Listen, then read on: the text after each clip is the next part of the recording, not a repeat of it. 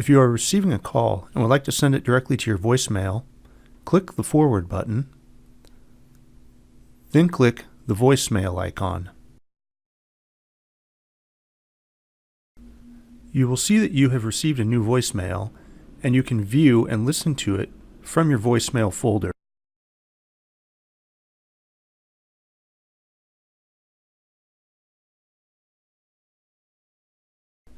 You can also forward a call to a colleague's voicemail the same way by entering their name and then selecting the voicemail option.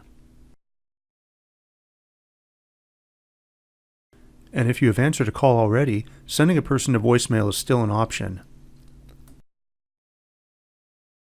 Just hit the forward button, then send the caller to your voicemail or the voicemail of a colleague.